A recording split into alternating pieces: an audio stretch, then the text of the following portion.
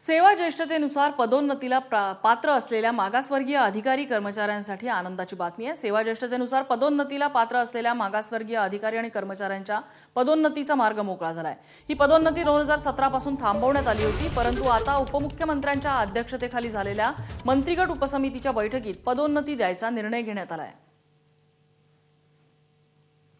आपल्यालाही माहिती आहे की 2017 पासून हा निर्णय थांबला होता आणि त्यामुळे 3-4 वर्षांमध्ये ज्या पदोन्नत्या व्हायला पाहिजे होत्या त्या पदोन्नती होत नव्हत्या आणि अशा वेळेला काही वेळेला त्यांचं असं होतं की त्यांच्यावरती तो अन्याय सुद्धा होत होता की त्यामुळे त्याच पोस्टवरती त्यांना राहावं लागत होतं आणि म्हणून या संदर्भामध्ये आम्ही सातत्याने कॅबिनेटमध्ये बोलत होतो, मंत्रिमंडळाच्या बैठकीमध्ये बोलत होतो आणि मग माननीय मुख्यमंत्री महोदयांनी माननीय उपमुख्यमंत्री महोदयांच्या जे आहे त्यांच्या खाली एक कमिटी तयार केली आणि त्याच्यामध्ये आम्ही सगळे होतो, मी नितीन राऊत, आम्ही सगळे मंडळी त्या उपसमितीमध्ये आलो आणि उपसमितीच्या माध्यमातून काल बैठक झाली आणि त्याच्यामध्ये माननीय उपमुख्यमंत्री महोदयांनी मान्य केलं की अशा तऱ्हेने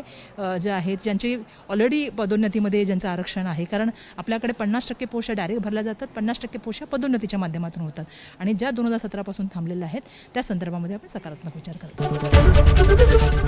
एबीपी माझा, उघडा डोळे बघा नीट।